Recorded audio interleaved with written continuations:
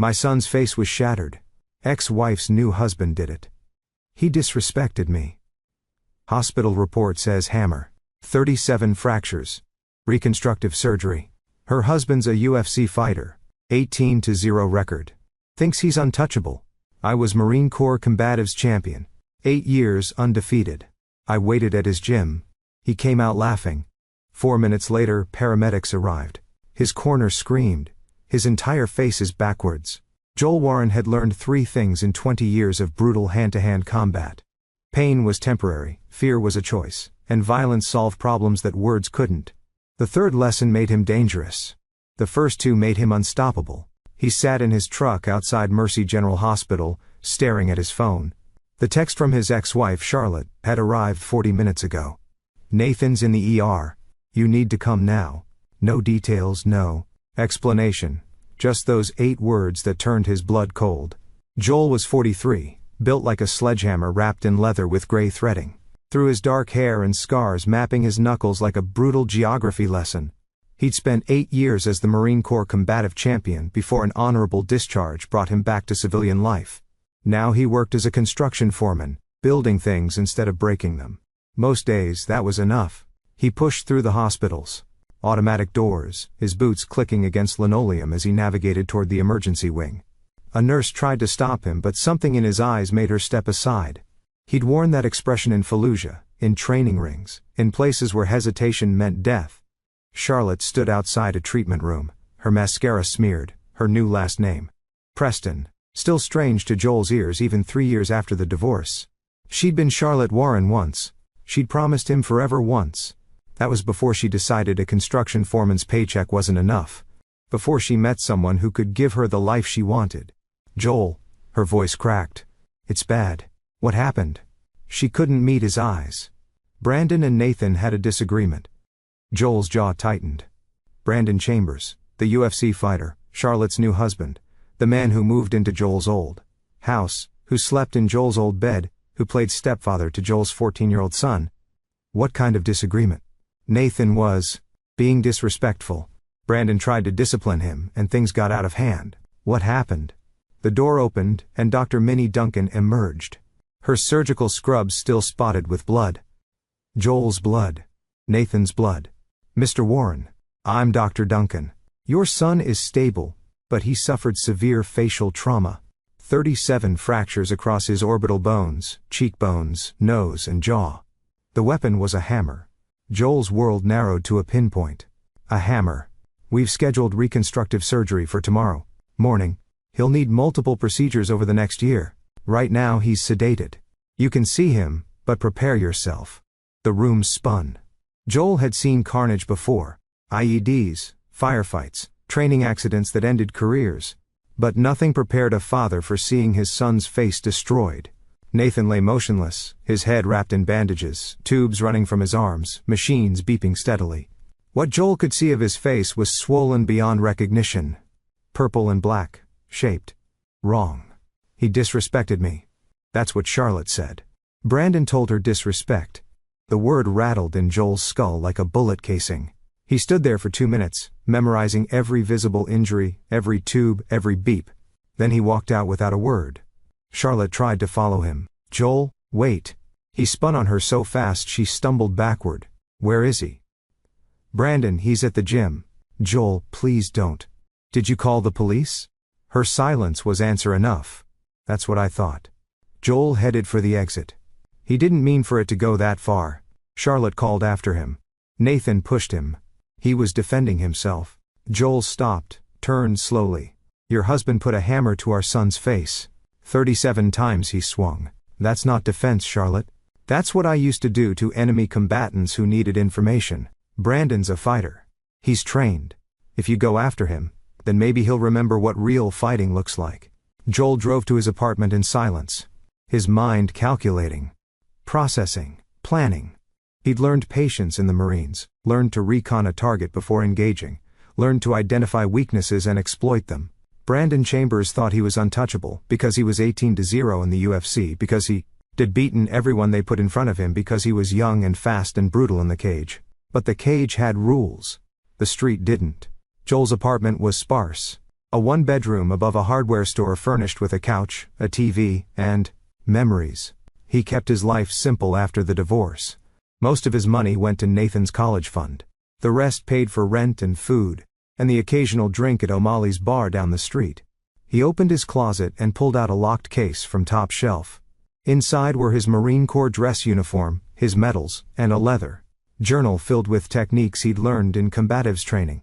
He'd been undefeated for 8 years because he studied his opponents, learned their patterns, found their weaknesses. Brandon Chambers was just another opponent. His phone bust. A text from his friend Kurt Irwin, a detective with the Metro Police. Heard about Nathan. I'm sorry, brother. Let me know if you need anything. Joel typed back, thanks. Question. If someone put a hammer to a kid's face 37 times, what's the charge? 3 dots appeared. Aggravated assault minimum. Attempted murder likely with a minor victim, 15 to 25 years, easy. Why hasn't Charlotte pressed charges? Good question, Joel. Don't do anything. Stupid. Joel didn't respond. He spent the next hour on his laptop researching Brandon Chambers. The fighter was 28, a welterweight with a record of 18 wins, 0 losses. He'd won his last 3 fights by knockout in the first round. His social media was full of training videos, promotional photos, and posts about destroying his next opponent. His Instagram showed him at expensive restaurants, wearing designer clothes, driving Charlotte's Mercedes. Joel's child support money. No doubt there was. A video from 2 weeks ago. Brandon in the gym working the heavy bag. The camera shaking from the impact of his strikes. In the caption, "Violence is my art. Pain is my canvas. Hashtag UFC champion, hashtag undefeated, hashtag touch me." Joel watched it 3 times, studying Brandon's stance, his footwork, his combinations. The fighter was good. Fast hands, heavy hitter, confident. But confidence was just arrogance that hadn't been tested yet. Another text from Charlotte. Joel, please call me. We need to talk about this rationally. He deleted it. By midnight, Joel had a plan. But first, he needed to see his son one more time. The ICU was quieter at night. Dr. Duncan had left for the evening, replaced by a night nurse who barely looked up as Joel signed in. Nathan's room was dark except for the glow of monitors. Joel sat in the chair beside the bed and took his son's hand carefully, avoiding the 4. Hey buddy, he whispered. It's Dad. Nathan didn't respond. The machines beeped steadily. They're going to fix you up. Dr. Duncan said you'll be good as new. Might take some time, but you're tough. You're Warren. Joel's throat tightened. He'd missed too much of Nathan's life after the divorce. Charlotte had pushed for full custody, and Joel, trying to be reasonable, trying to make the transition easier for Nathan, had agreed to every other weekend and Wednesday dinners. He'd watched his son grow up in increments, catching glimpses of the man he was becoming without being there for the full transformation. I should have fought harder, Joel said quietly. For you? For custody? I thought I was doing the right thing, letting you have stability with your mom. But I should have seen this coming, should have known something was wrong. He had seen signs. Nathan had grown. Quieter over the past 6 months, more withdrawn during their weekends together. Joel had attributed it to teenage angst, to the natural growing pains of adolescence. He'd been wrong. I'm going to fix this, Joel said. Not the legal way, not the slow way. I'm going to make sure he never touches you again. Never touches anyone again. A nurse entered to check Nathan's vitals. Joel recognized her. Joy Blackburn. A veteran nurse who'd been at Mercy General for 20 years. She treated Joel once after a construction accident left him with a broken hand. Mr. Warren, she said gently. How are you holding up? I've been better. She checked the monitors, made notes on a tablet. Nathan's a fighter. He'll pull through. Did you see the x-rays? Joy's expression darkened. I did. I've been a trauma nurse for 2 decades. I've seen car accidents, industrial incidents, assault cases. But this, she shook her head. This was methodical. Whoever did this took their time. His stepfather, UFC fighter, guy named Brandon Chambers. The police should be involved. Yeah, they should be. Joy studied him carefully. I have a son too. He's 25 now. If someone did to him what was done to Nathan. She left the sentence unfinished. I'm not supposed to say this, but I hope whoever's responsible gets exactly what's coming to them. After Joy left, Joel sat in silence for another hour. He thought about his own father, Herman Warren, a Vietnam veteran who taught Joel that some men only understood one language. Herman had died when Joel was 21, right before he enlisted. His last words to Joel were, "Protect what's yours. The world doesn't give medals for being reasonable." At 2 a.m, Joel left the hospital and drove to Brandon's gym. Viper's Den MMA sat in a strip mall between a protein supplement store and a tanning salon. The lights were off, the parking lot empty. Joel sat in his truck and watched, studying the layout, the exits, the security cameras. He returned at dawn, watching as the gym came to life. The owner arrived first, a thick-necked man Joel recognized from the gym's website as Cliff Fritz, a former heavyweight contender who'd opened Viper's Den after retiring. Then came the early morning warriors, lawyers and accountants and businessmen getting their workout in before heading to offices. Brandon's Porsche pulled in at 7:30, the license plate reading Fighter 1. Subtle, Joel waited. He knew Brandon's schedule from Instagram. Morning training from 8 to 10. Lunch, afternoon clients, evening classes. The fighter had posted yesterday. Morning grind never stops. Champions are built before breakfast. Dedication #no excuses. This was posted 6 hours after he put a hammer to Nathan's face. Joel's phone rang. "Charlotte. Joel, please tell me you haven't done anything stupid." "I haven't done anything." "The hospital asked about filing a police report. I told them it was an accident." "An accident." Nathan fell, hit his face on the corner of table. "That's the story." Joel closed his eyes. "You're protecting him. I'm protecting all of us. If Brandon goes to prison, I lose everything. The house, the lifestyle, the stability. Nathan needs that stability to recover. Nathan needs a father who doesn't beat him with hammers. It won't happen again. Brandon promised. He feels terrible about it. He feels terrible." Joel laughed a cold sound. "Charlotte, do you hear yourself? Your husband fractured our son's face in 37 places. That's not discipline gone wrong. That's attempted murder. You don't understand the pressure Brandon's under. He has a title fight coming up. The stress." Joel hung up. He couldn't listen to more excuses, more justifications, more reasons why a professional fighter beating a 14-year-old boy with a hammer was somehow understandable. His phone buzzed again. This time it was Kurt. "Joel, we need to talk. I'm hearing things. Don't make me arrest you." Joel typed back. "All good. Just visiting Nathan." 3 dots then. "I know you. Whatever you're planning, think about Nathan. He needs his father around." "That's exactly what I'm thinking about." Joel pocketed his phone and got out of his truck. He walked to a coffee shop across from the gym, ordered a black coffee and sat by the window. He could see the entrance clearly from here. Over the next 2 hours he watched Brandon come and go, watched clients arrive for training, watched the rhythm of the gym. He memorized faces, noted patterns, built a mental map of the place. At 10:15 Brandon emerged, laughing with a training partner. He wore designer workout clothes, expensive headphones, an Apple Watch that probably cost more than Joel's monthly rent. He looked like a man without a care in the world. A man who hadn't destroyed a child's face the day before. Joel's grip on his coffee cup tightened until the cardboard buckled. "Easy there, killer." The voice came from behind him. Joel turned to find a woman in her 40s, coffee in hand, looking at his white knuckles with concern. "Whatever that cup did to you, I think it's sorry." Joel released his grip, offered a tight smile. "Long day, I hear that." She sat down at the next table. "I'm Morn Myers. I work at the legal aid office down the street. You look like you could use someone to talk to." "I'm good. Thanks. No offense, but you don't look good. You look like someone who's about to make a bad decision." Joel studied her. Mean had kind eyes, the sort of face that had seen trouble and learned to recognize it in others. "What makes you think that?" "I've been a public defender for 15 years. I know the look. Someone wronged you, and you're deciding whether to handle it the legal way or the other way. And if I'm leaning toward the other way, then I'd remind you that prison food is terrible. And vengeance feels good for about 5 minutes before the consequences set in." She pulled out a business card. "But I'd also say that I understand sometimes the legal system fails people. Sometimes justice takes too long.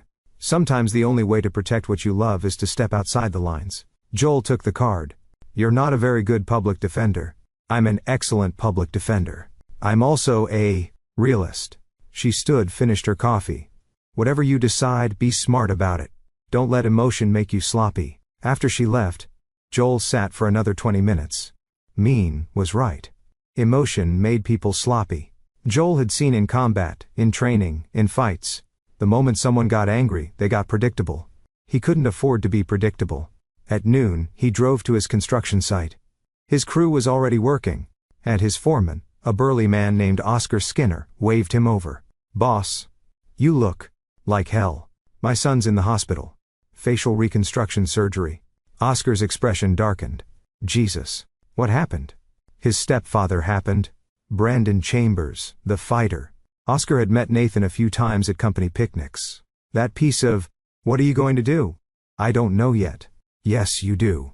Oscar lowered his voice. "I saw you fight in that exhibition match 2 years ago. I saw what you did to that guy who outweighed you by 40 lb. If you need an alibi, you've got one. You're with me all day. We were working late on the Riverside project." Joel met his friend's eyes. "I can't ask you to do that." "You're not asking. I'm offering. Nathan's a good kid. What happened to him?" Oscar shook his head. "That's not right. Someone needs to answer for it. The legal system. The legal system lets guys like Chambers walk because they have money and lawyers. You know it. I know it. So, if the system won't handle it, maybe someone else should." Joel spent the rest of the day at the construction site working with his hands, letting the physical labor clear his mind. By the time he left at 6, he'd made his decision. He stopped at a sporting goods store and bought hand wraps, the good kind. The kind that protected knuckles during extended beatings. Then he drove to Allie's bar and had one beer, just one, to settle his nerves. The bartender, Noel LeBlanc, had known Joel for years. "Heard about Nathan?" Noel said, sliding the beer across the bar. "That's rough, man." "Yeah. You doing okay?" "I will be." Noel wiped down the bar, his expression thoughtful. "I had a cousin who got beat up by his stepdad when he was a kid. Broken ribs, black eyes, the whole thing. My uncle, my cousin's real dad, he tried to do it the right way. Went to the cops, filed reports, got lawyers involved. The system dragged it out for 2 years. By the time they finally got a conviction, the stepdad got probation." "Probation?" "My cousin never recovered from it. He's 30 now, still in therapy, still dealing with the trauma." "What's your point?" "My point is that sometimes the right way isn't the effective way. Sometimes you have to be the solution." Noel met Joel's eyes. "I'm not saying you should do anything illegal. I'm just saying, I understand if you do." Joel finished his beer and left a 20 on the bar. "Thanks, Noel. Good luck, brother. Whatever you're planning." At 8 that evening, Joel returned to Nathan's hospital room. The boy was awake this time, groggy from pain medication, his eyes barely visible through the swelling. "Dad." Nathan's voice was muffled, distorted by his injuries. "I'm here, buddy. Right here. It hurts. I know. They're going to fix you tomorrow. You're going to be okay." Nathan tried to speak, struggled with the words. "Brandon. He said I was disrespecting him. I just asked if I could have dinner with you on Wednesday. He got so angry." Joel's jaw clenched. "What happened?" "He grabbed me, started yelling. I pushed him away, told him he wasn't my dad. That's when Nathan's voice broke. He went to the garage, came back with a hammer. I tried to run, but he caught me. He kept saying, 'You need to learn respect. You need to learn your place.'" "How many times did he hit you?" "I don't know. I stopped counting after 10. I thought he was going to kill me." "Where was your mother?" "She was at yoga. She came home and found me. She was screaming at Brandon, but he just kept saying I brought it on myself. That I disrespected him in his own house." Joel took Nathan's hand carefully. "Listen to me. You did nothing wrong. Nothing. What happened to you isn't your fault. Mom said we can't tell the police. She said it would ruin everything. Your mom is wrong. But what if?" "No what ifs. Brandon hurt you. He needs to pay for that." Joel squeezed his son's hand gently. "I'm going to make sure he pays for that." Nathan's eyes widened as much as the swelling allowed. "Dad, don't do anything stupid. Brandon's dangerous. He'll hurt you too. Brandon's a cage fighter. I'm a Marine. There's a difference. But get some sleep, buddy. Tomorrow's surgery day. I'll be here when you wake up." After Nathan drifted off, Joel left the hospital and drove back to Vipers Denver. It was nearly 10 at night. The parking lot was empty except for Brandon's Porsche and Cliff's truck. The lights were still on inside. Joel parked across the street and waited. 40 minutes later, Cliff emerged, locked the door, and drove away. Brandon's Porsche sat alone. Joel checked his watch. 10:47 p.m. He pulled on his hand wraps, flexing his fingers, feeling the familiar tension of fabric against skin. In the Marines they taught him that preparation was 90% of victory. The other 10% was execution. He got out of his truck and walked across the parking lot. The gym's windows were covered with promotional posters. Brandon's face mid-punch with text reading, "The Viper, undefeated and unstoppable." Joel studied the poster for a moment, memorizing the arrogance in Brandon's expression. Then he waited. At 11:12, the gym door opened. Brandon emerged. Gym bag slung over his shoulder. Phone pressed to his ear. He was laughing about something. His voice carrying across the empty parking lot. "No, man. The kid had it coming. You should have seen him. All indignant and, 'You're not my dad.' Like, I give a..." More laughter. "Charlotte's freaking out, but she'll get over it. Women always do." Brandon reaches Porsche, still on the phone. He popped the trunk, tossed his gym bag inside. Joel stepped out of the shadows. Brandon Chambers. The fighter spun, hand dropping to his side instinctively. Fighter stance taking over. When he saw Joel, his expression shifted from alert to annoyed. "Who the are you?" "Joel Warren, Nathan's father." Brandon's eyes narrowed.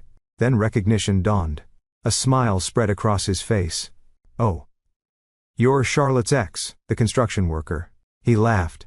"Man, she warned me you might show up. Said you were some tough guy. Marine or whatever. Or whatever. Look, your kid got mouthy. I disciplined him. That's what happens in my house. You don't like it? Take it up with Charlotte. I'd rather take it up with you." Brandon sized Joel up, taking in the hand wraps, the stance, the cold fury in Joel's eyes. "You serious right now? You want to throw down? I want you to understand what you did.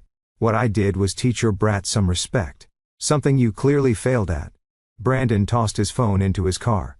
"But hey, if you want a lesson too, I'm happy to provide free of charge." "That's generous." Brandon grinned, cracking his knuckles. "I'm 18-0, old man. I've put down professional fighters. What makes you think you could do anything to me?" "Because they followed rules." Joel moved. 20 years of combiv's training, condensed into one explosive moment. He closed the distance faster than Brandon expected, slipping inside the fighter's guard before Brandon could throw.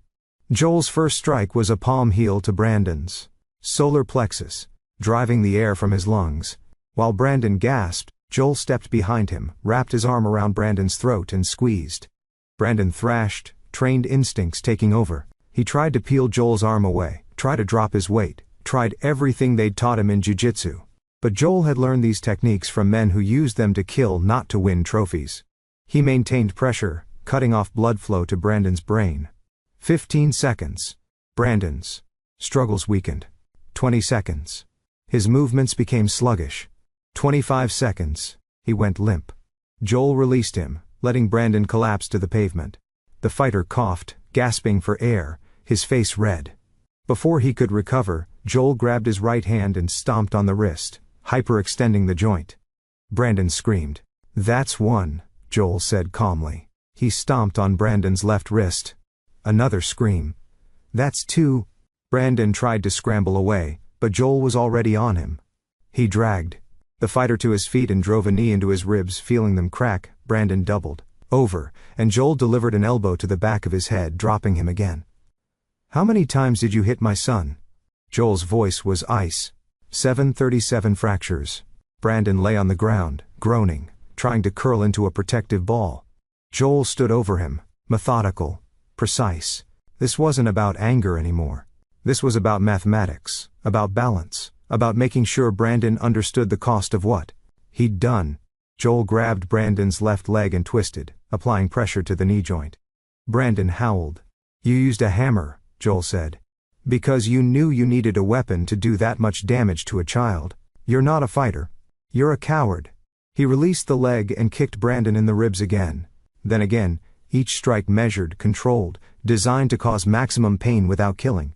Brandon tried to cover up, but his broken wrists made it impossible. "Please," Brandon gasped. "Please, stop." "Did Nathan say please?"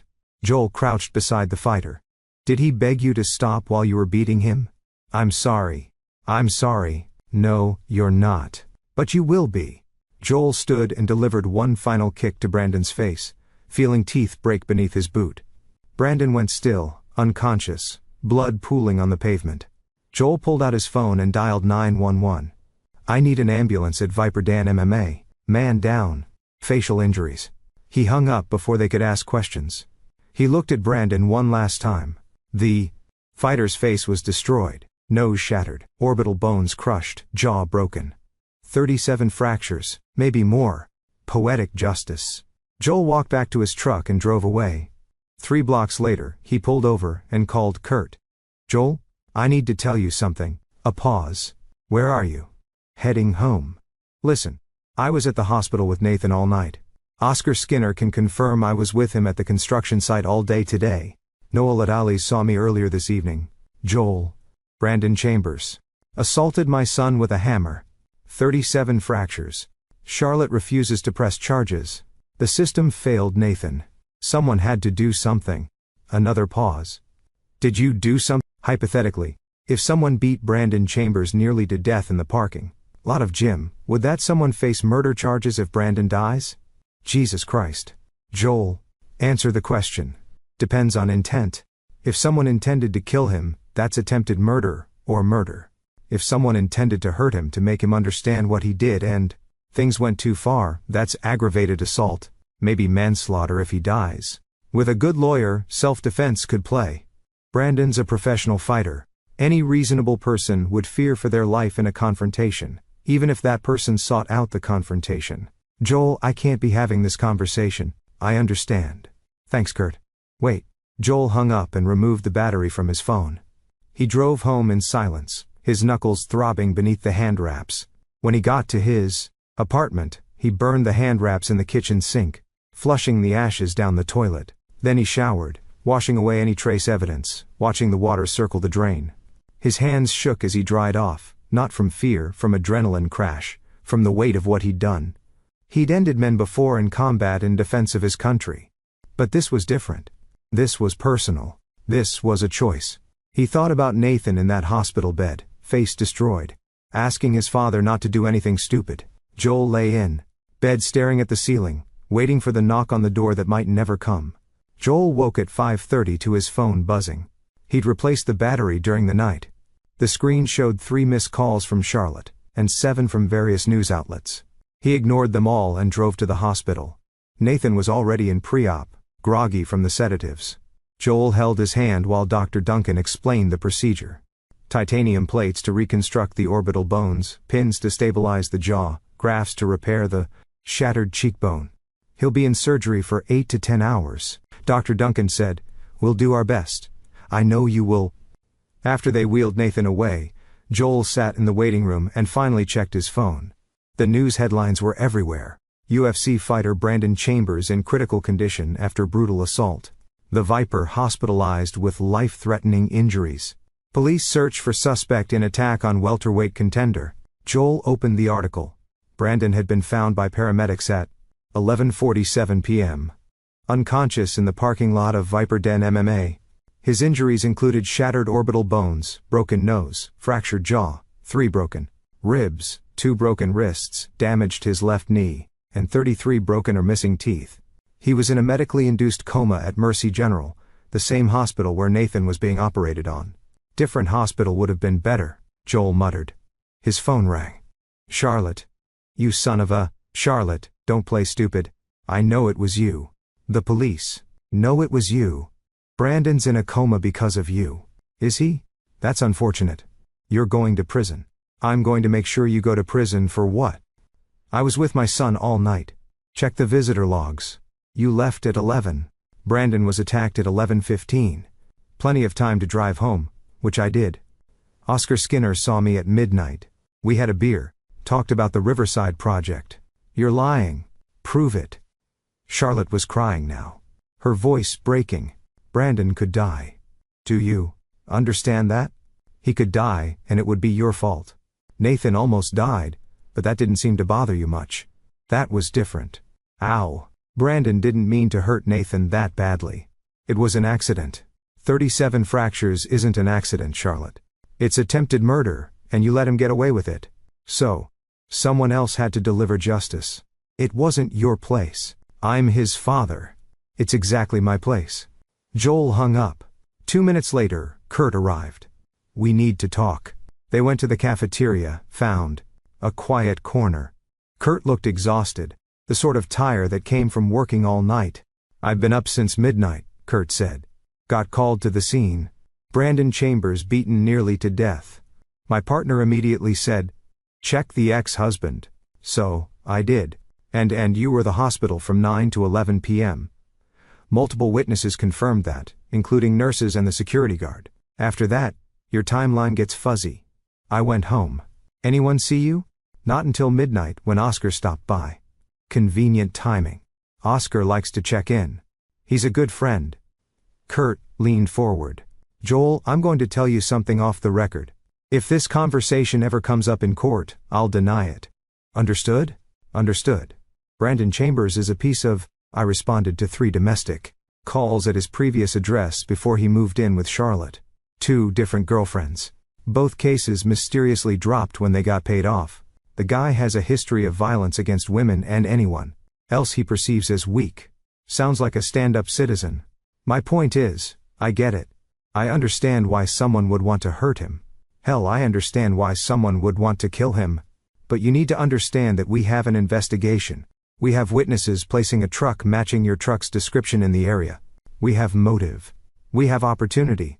Do you have evidence? Kurt shook his head. Not yet. No cameras caught the assault. No witnesses saw it happen. The parking lot was empty. Whoever did this was smart about it. Then I guess you've got nothing. If Brandon wakes up, if he wakes up, he'll lie. He'll say he doesn't know who attacked him because admitting a 43-year-old construction worker beat him senseless would destroy his career. Kurt studied Joel for a long moment. You're probably right. He stood, finished his coffee. For what it's worth, I hope they don't find whoever did this. Brandon Chambers deserved what he got. Careful, detective. That sounds like you're condoning vigilante justice. I'm condoning a father protecting his son. There's a difference. Kurt walked away, leaving Joel alone with his coffee. Nathan's surgery lasted 9 hours. Dr. Duncan emerged looking exhausted but satisfied. The surgery went well. We were able to reconstruct most of the damage. He'll need follow-up procedures, but the prognosis is good. When can I see him? He'll be in recovery for another hour. But Mr. Warren, there's something you should know. Nathan told one of the nurses what happened, how Brandon attacked him. The nurse reported it to social services. They're opening an investigation. Joel's heart lightened for the first time in 48 hours. That's good. It gets better. Brandon's gym partner came forward. Guy named Roberto Sharp. He told police that Brandon bragged about beating Nathan, said Brandon showed him photos of Nathan's injuries and laughed about it. Roberto was disgusted but didn't know what to do. When he heard about Brandon's attack, he decided to come forward. Will that be enough? Combined with Nathan's testimony and the hospital records? Yes. Even if Brandon survives, he's facing serious charges. Joel out of breath, he didn't know he was holding justice. Real justice. Maybe the legal system hadn't completely failed after all. When Nathan woke up in recovery, his face was bandaged, but his eyes were clearer than they'd been in days. That right here, buddy.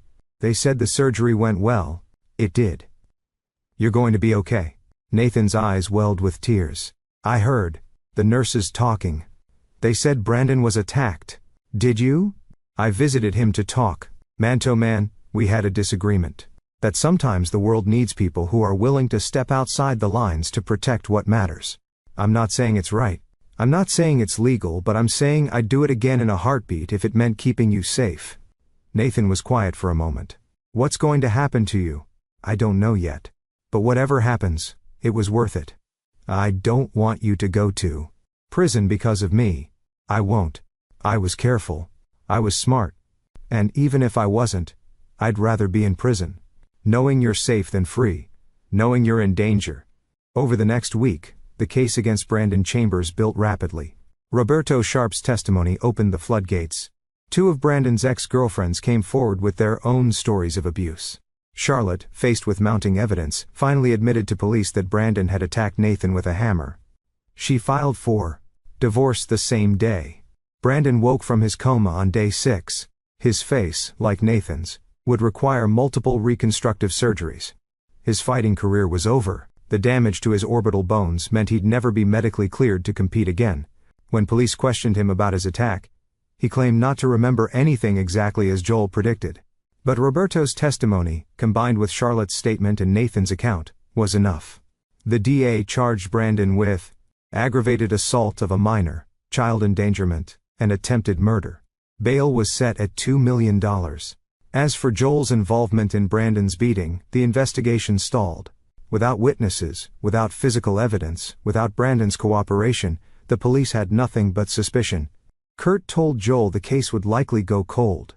"You got lucky," Kurt said over drinks at Allie's 2 weeks after the incident. "I didn't do anything." "Sure you didn't. But hypothetically, if you had, you should know that Brandon's coach Cliff Fritz said something interesting. He said when he left the gym that night, he saw a truck parked across the street. He didn't think much of it at the time, but he's pretty sure it was yours." "Pretty sure isn't evidence." "No, it's not. Which is why I accidentally lost that particular interview recording. Mishap with a digital file. Happens sometimes." Joel raised his glass. "You're a good friend, Kurt. I'm a guy who believes in justice. Real justice. The kind that makes sure a child beater never hurts anyone again." Kurt clinked his glass against Joel's. Hypothetically, Nathan was released from the hospital 3 weeks after the attack. His face was still bandaged, but the swelling had gone down. He'd need more surgeries, more recovery time. But Dr. Duncan was optimistic. Charlotte showed up at Joel's apartment the day Nathan was discharged. "I owe you an apology," she said, standing in the doorway. She looked 10 years older than she had a month ago. The weight of her choices visible in her eyes. "You owe Nathan an apology. I already apologized to him multiple times, but I wanted to tell you, you were right about everything. I should have protected Nathan. I should have called the police. I should have never married Brandon." "Why did you?" Charlotte looked away. "Because I was tired of struggling. Because I wanted security. Because I thought money and status would make me happy. I was wrong. Nathan deserves better than that. I know. That's why I'm withdrawing my custody petition. I want you to have full custody. Nathan should be with you." Joel was silent for a moment, processing. "You mean that?" "I do. I failed him." "You didn't. He needs his father." Nathan appeared behind Joel, his face still heavily bandaged. "Mom." Charlotte's eyes filled with tears. "Hey, baby. How are you feeling?" "Better. The pain meds help." "Nathan, I'm so sorry for everything. For not protecting you. For choosing Brandon over you. For being a terrible mother." "You're not terrible, Mom. You just made mistakes. Big mistakes." Charlotte wiped her eyes. "I'm going to make things right. I'm testifying against Brandon. I'm going to make sure he goes to prison for what he did to you." The trial happened 4 months later. Charlotte testified, her voice steady as she described finding Nathan beaten and bloody, as she recounted Brandon's exact words. "He disrespected me. He needed to learn his place." Roberto Sharp testified about Brandon's bragging about how the fighter had shown him photos of Nathan's injuries like trophies. Dr. Duncan testified about the severity of Nathan's injuries, explaining in clinical detail how much force was required to cause 37 fractures with a hammer. Nathan testified last. He was 15 now, his face mostly healed but bearing the scars of reconstructive surgery. He would carry those scars for life. The jury deliberated for 2 hours. Guilty on all counts. Brandon Chambers was sentenced to 25 years in prison without possibility of parole for 15 years. His fighting career was over. His reputation was destroyed. His face, like Nathan's, would never be the same. Joel sat in the courtroom and watched as they led Brandon away in handcuffs. The fighter looked broken, diminished. Nothing like the arrogant man who posted photos of his victories on social media. Outside the courthouse, reporters swarmed. Joel declined to comment, but Nathan spoke briefly. "I want other kids to know that if someone's hurting you, tell someone. Don't wait. Don't protect your abuser. Tell someone who can help." The reporters turned to Joel. "Mr. Warren, there were allegations that you assaulted Brandon Chambers before his arrest. Any comment?" "I was with my son at the hospital the night of Brandon's attack. I have alibis for my whereabouts. The police investigated and found no evidence connecting me to that incident. But, do you feel Joel cut them off? What I feel is grateful that my son survived. Grateful that the justice system worked, and grateful that Brandon Chambers will never hurt another child. He took Nathan's hand and they walked away from the cameras. 6 months later, Joel and Nathan moved into a house together. 3 bedrooms, a backyard, room for Nathan to heal and grow. Charlotte helped with the down payment as part of her restitution. She'd started therapy, started rebuilding her life, started trying to be the mother Nathan deserved. Nathan's final reconstructive surgery was scheduled for the following month. After that, no more hospitals, no more pain meds, no more reminders of the worst day of his life. One evening, as they sat on the back porch watching the sunset, Nathan turned to his father. "Can I ask you something?" "Anything? Did you really beat up Brandon?" Joel was quiet for a long moment. "What do you think?" "I think you did. I think you waited for him at his gym. I think you hurt him the same way he hurt me. And if I did," Nathan considered this, "then I think you did what you had to do. I don't think it was right, but I understand why you did it. The right thing and the necessary thing aren't always the same. Do you regret it?" Joel looked at his son, scarred but healing, traumatized but strong, broken but rebuilding. "No, I don't regret protecting you. I'll never regret that." They sat in silence for a while, watching the sun dip below the horizon, painting the sky in shades of orange and red. "Dad. Yeah, thanks for being there. Thanks for not letting him get away with it." Joel put his arm around Nathan's shoulders, careful not to press too hard on the still healing bones.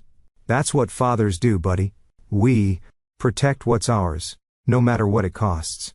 The sky darkened, stars emerging one by one, and Joel Warren, Marine, father, warrior, felt at peace.